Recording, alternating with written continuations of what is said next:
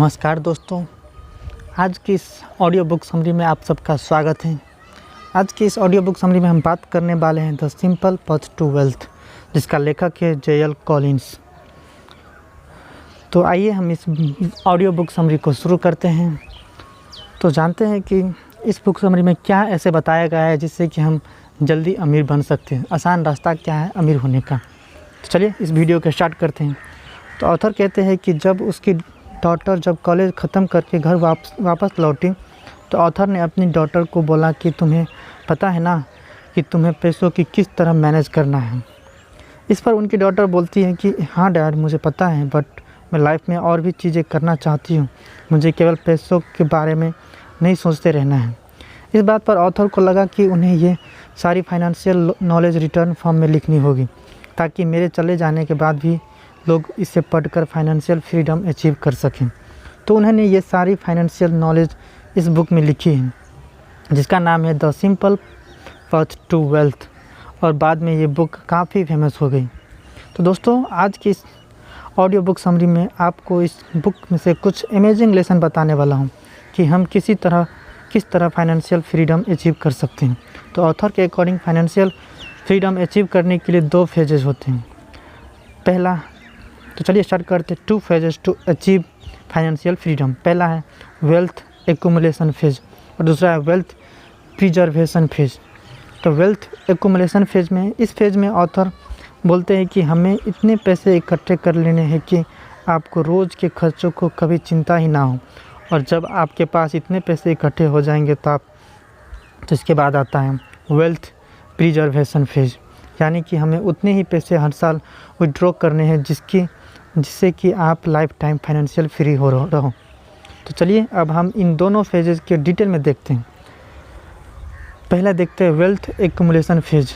हमें सबसे पहले ये सोचना है कि पैसा इकट्ठा कैसे किया जाए। तो इसमें सबसे पहला पॉइंट आता है debit, the unacceptable burden. Author बोलते हैं कि जब भी कोई बिजनेसमैन बहुत सारा लोन ले लेता है तो वो अपने बिजनेस को ग्रो करने के लिए लोन लेता है, जिससे वो अपने बिजनेस में पैसा इन्वेस्ट करके उसे और भी आगे ले जा सकें। लेकिन जब एक आम आदमी लोन लेता है तो वो अपने शौक़ के लिए लोन लेता है, कि जिससे कि वो चीज़ों को ख़रीद सके जिन्हें वो अपनी सैलरी से नहीं खरीद सकता था। और बैंक हमसे यही चाहते हैं कि हम उनसे लोन लें। और सर एक एग्जांपल देते हुए बताते हैं कि एक बार उन्होंने क्रेडिट कार्ड लिया था और 20,000 की शॉपिंग भी की थी, और उनसे बोला गया था कि अगर आप 30 दिन में अपना पेमेंट कर दोगे तो क्रेडिट कार्ड वाले उनसे कोई इंटरेस्ट नहीं लेंगे। तो जब क्रेडिट कार्ड का बिल आया तो उसमें लिखा हुआ था कि उन्हें बस 750 रुपीज़ मिनिमम पेमेंट करना होगा। और ऑथर इसे देखकर बहुत ही खुश हुए कि मुझे 20,000 रुपीज़ एक साथ पे नहीं करने हैं, बस केवल 750 रुपीज़ ही पेमेंट करना है। लेकिन फिर ऑथर की सिस्टर ने ऑथर को बिल के नीचे वाला पार्ट दिखाया, जिसमें लिखा हुआ था कि बचे हुए पैसे पर ऑथर को 18% इंटरेस्ट देना पड़ेगा। तो इसे देखकर ऑथर चौंक गए। वो बोलते हैं कि अगर हम अपनी इन्वेस्टमेंट से 18% रिटर्न ले पाए तो कुछ ही सालों में हम दुनिया के अमीर लोगों की लिस्ट में शामिल हो जाएंगे। लेकिन अगर कोई 18% हमसे ले ले तो हम पूरी तरह बर्बाद भी हो सकते हैं। तो ऑथर बोलते हैं कि सबसे पहले हमें अपने लोन्स को ख़त्म करना है। उसके लिए ऑथर 4 स्टेप बताते हैं। पहला, एलिमिनेट नॉन एसेंशियल, यानी कि सारे वो फालतू के खर्चे बंद कर दो, चाहे वो हर संडे करने वाला बाहर का डिनर हो या फिर 30 रुपीज़ की कॉफ़ी। हमें उन सब खर्चों को जो हमारे लिए इतने ज़रूरी नहीं है उन्हें ख़त्म कर देना चाहिए। सेकेंड है make your list of all your debit. Make your list of all of your debit. हमने जितने भी पैसे उधार ले रखे उन्हें एक पेपर पर लिख दो और उनके सामने एक इंटरेस्ट रेट भी, जो कि पहला लिस्ट ऑफ डेबिट का है एजुकेशनल लोन के लिए 5%, होम लोन के लिए 20%, कार लोन के लिए 16%। उसी तरह तीसरा बताता है ऑथर की rank them by interest rate. इन सारे लोन्स को इंटरेस्ट के हिसाब से डिक्रीजिंग ऑर्डर में लिख लो, जिससे हमें पता लगेगा कि किस लोन पर कितना रेट लग रहा है। डेबिट्स इन डिसेंडिंग ऑर्डर में, तो होम लोन 20%, कार लोन 16.5 और एजुकेशन लोन 5%। चौथा में बताते हैं पे द हाईएस्ट इंटरेस्ट वन, यानी कि सबसे ज़्यादा अमाउंट हमें उस लोन में पे करना है जिसका इंटरेस्ट सबसे ज़्यादा हो, और बाकी के लोन की मिनिमम पेमेंट करनी है। और जब हमारे सारे लोन ख़त्म हो जाएंगे तो उसके बाद अगला स्टेप आता है। तो चलिए हम नेक्स्ट लेसन में जानते हैं how to think about money. Author बोलते हैं कि पैसे हमारे लिए काफ़ी कुछ खरीद सकता है, और सबसे इम्पोर्टेंट चीज़ है जो वो खरीद सकता है वो है हमारी फ्रीडम। अगर हम पैसों को सही इस्तेमाल नहीं करेंगे, मतलब कि हम यूज़लेस चीज़ों को खरीदने के लिए हम अपना पैसा बर्बाद कर देंगे, तो हम कभी भी फाइनेंशियल फ्री नहीं हो पाएंगे। और घर में अगर कोई बीमार हो जाता है या फिर कोई इमरजेंसी आ जाती है तो उस वक्त हमारे पास पैसे भी नहीं होंगे, और हमें मजबूरी में एक ऐसी जॉब करनी पड़ेगी जो हमें करना भी पसंद नहीं है। इसलिए ऑथर बोलते हैं कि हमारे पैसों को लेकर अप्रोच सही होना चाहिए। Author famous boxer Mike Tyson का एग्जाम्पल देते हुए बताते हैं कि माइक टायसन एक बहुत ही अच्छे बॉक्सर थे, और उन्होंने बॉक्सिंग की स्किल्स में काफ़ी मास्टरी कर ली थी, और एक टाइम पर उनकी नेटवर्थ $300 मिलियन थी। बट उनके सारे खर्चे बढ़ते चले गए, और माइक टायसन महीने के 3 करोड़ रुपए खर्च कर देते थे, और ऐसी लाइफ स्टाइल जीने के कारण वो बहुत ही जल्द बैंकक्रप्ट भी हो गए और सारा पैसा लौटा दिया, और सारा पैसा उसका बर्बाद हो गया। तो ऐसा क्यों हुआ? ऐसा इसलिए हुआ क्योंकि उनको जो एक एटीट्यूड था पैसों को लेकर वो सही नहीं था। और ऐसे कई सारे एग्जाम्पल्स हैं, जैसे बहुत सारे सेलिब्रिटीज़, एथलीट्स और बिजनेसमैन जिनका अपने पैसों को लेकर एटीट्यूड सही नहीं होने के कारण वो लोग बहुत ही जल्दी अपना सारा पैसा गवा बैठते हैं, क्योंकि उन्होंने सही से पैसों के बारे में सोचा ही नहीं है। इसीलिए आप ऐसी गलती ना करें। उसके लिए मैं आपको सजेस्ट करूंगा कि आप अपनी फाइनेंशियल नॉलेज को बढ़ाना शुरू करें, और अगर आप खुद से प्यार करते हो तो आपका पैसों के साथ जो रिलेशनशिप है उसे स्ट्रॉन्ग करना होगा, क्योंकि जिस तरह आप खुद को केयर करते हैं उसी तरह आपको अपनी फाइनेंशियल लाइफ का भी ध्यान रखना है।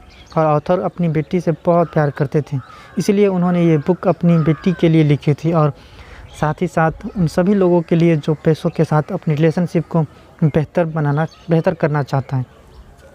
उसी प्रकार से हमारा नेक्स्ट लेसन है अपॉर्चुनिटी कॉस्ट।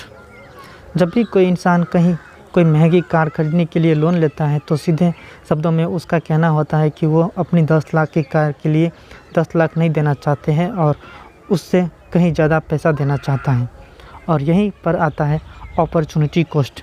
इसका मतलब ये है कि अगर आप उस कार को कैश में लेते हो, मतलब कोई लोन नहीं लोगे, तो आपको लग रहा होगा कि आपने उस कार को 10 लाख रुपए में ख़रीदा है, पर ऐसा नहीं है।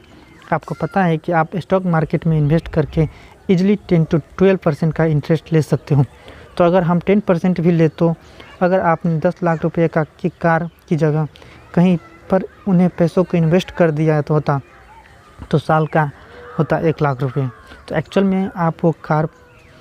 में तो आपको वो कार पड़ी है 11 लाख रुपये की, और ये तो केवल 1 साल का प्रॉफिट था।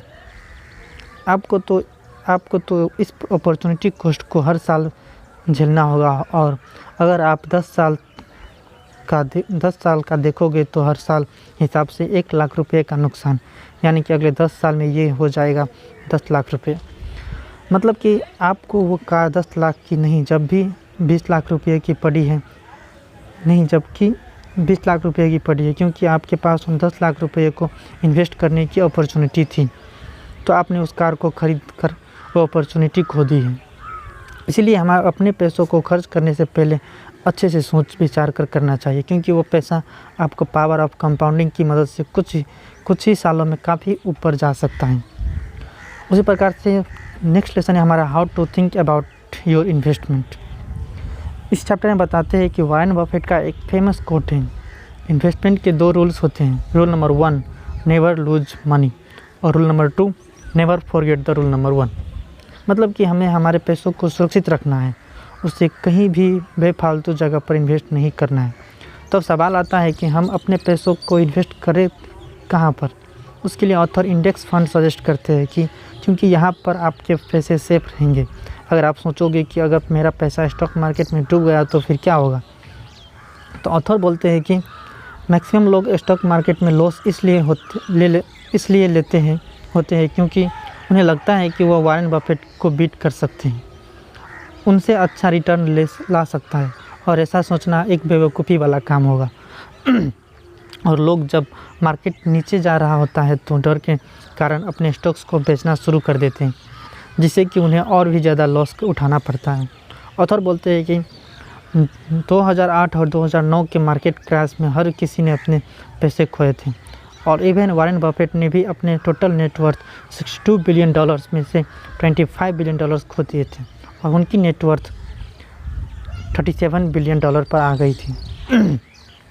वॉरेन बफेट उस मार्केट क्रैश को नहीं समझ पाए थे और उन्हें भी लॉस उठाना पड़ा था, बट जहां पर बाकी सारे लोग पैनिक होकर अपने शेयर्स को सेल करने लग गए थे, वहीं वॉरेन बफेट पैनिक नहीं हुए और उन्होंने कोई भी शेयर सेल नहीं किया, क्योंकि उन्हें पता था कि ऐसे मार्केट क्रैश आते रहते हैं, बल्कि उन्होंने उस मार्केट क्रैश में और भी पैसा इन्वेस्ट किया, क्योंकि उन्हें पता था कि ये उनके लिए एक गोल्डन अपॉर्चुनिटी है। इसलिए हमें अपनी इन्वेस्टमेंट के बारे में सही से सोचना और पैनिक ना होकर उन्हीं कंपनी में इन्वेस्ट करना है जिनका बिजनेस मॉडल हम अच्छे से समझते हैं।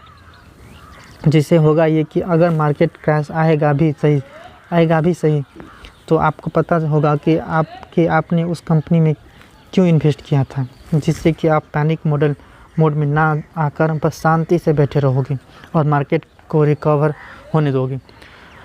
तो अब पता है दूसरा फेज, वेल्थ प्रिजर्वेशन फेज में, इस फेज में ऑथर हमें बोलते हैं कि अगर हमने अपनी वेल्थ को इकट्ठा कर लिया है तो अब हम उन पैसों को प्रिजर्व करके रखना है। अब सवाल ये आता है कि हमें फाइनेंशियल फ्री होने के लिए कितना पैसा चाहिए होता है। उनके लिए ऑथर बोलते हैं कि आपको आपके साल के खर्चों का 25 गुना इकट्ठा कर लेना है। जी हाँ, ऑथर बोलते हैं कि आपको अपने सालों के खर्चों का 25 गुना इकट्ठा कर लेना है। जैसे कि मान लीजिए आपका साल का खर्चा 5 लाख रुपये है, तो 5 lakh into 25 times equal to 1.25 crore रुपये। अगर आपके पास इतने पैसे इकट्ठा हो जाते हैं तब तो अब हमें उन पैसों को इन्वेस्ट कैसे करना है, तो उसके लिए सबसे पहला पॉइंट आता है don't do the speculation. Author बोलते हैं कि जब हम चीज़ों को ख़रीदते हैं तो हमें ये पता होता है कि हमने उस पर कितने पैसे लगाए हैं, जिससे कि हमें उस चीज़ का डर होता है कि हमने इतनी महंगी कार ले ली है या फिर इतना महंगा घर खरीद लिया है।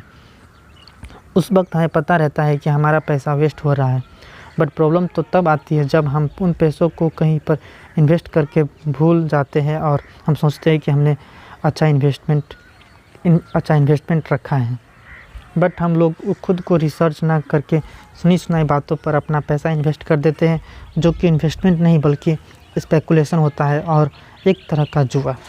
इसी के कारण हम अपने पैसे गंवा बैठते हैं और हमें पता ही भी नहीं रहता।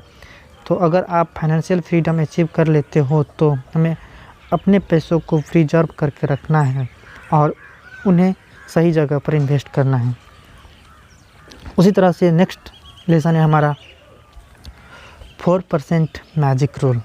जैसे कि ऑथर ने हमें पहले भी बताया है कि हमें अपने साल के खर्चों का 25 गुना पैसा इकट्ठा करके रख लेना है, और हम ऐसा अगर कर लेते हैं तो हमें उन पैसों से साल के केवल 4% ही विथड्रॉ करना है। तो जब हम ऐसा करते हैं अगर हम इन पैसों से साल का केवल 4% भी विथड्रॉ करते रहेंगे तो कभी भी हमारा पैसा ख़त्म नहीं होगा। और 1.25 करोड़ का 4% होता है 5 लाख रुपए, यानी कि हम हर साल 5 लाख रुपए विथड्रॉ करते रहेंगे और बाकी के बचे पैसों पर हमें अच्छा इंटरेस्ट मिलता रहेगा, जिससे कि हम लाइफ टाइम फाइनेंशियल फ्री रहेंगे, क्योंकि 4% निकालने से हमारा पैसा कभी भी ख़त्म नहीं होगा बल्कि बढ़ता ही चला जाएगा, क्योंकि हम अपने पैसों पर 4% से ज़्यादा इंटरेस्ट रेट तो ले ही लेंगे। इसलिए 4% रूल से अच्छे से काम भी करता है। दोस्तों, ये थे कुछ important lesson the simple path to wealth इस अमेजिंग बुक से। तो अगर इस बुक का अगर आप यहाँ तक पहुँच चुके होंगे तो मतलब आपने ये वीडियो पूरा देखा है। तो पैसे इसमें आपने सीखा, तो पैसों को मैनेज करने के लिए 2 इम्पोर्टेंट फेज होते हैं। पहला वेल्थ एक्युमुलेशन फेज यानी कि पैसे इकट्ठा करना, यही सब हमें ऑथर बताते हैं। तो आज के लिए हम इतना ही रखेंगे, हम मिलेंगे अगली वीडियो में। तो आज के लिए इतना ही, और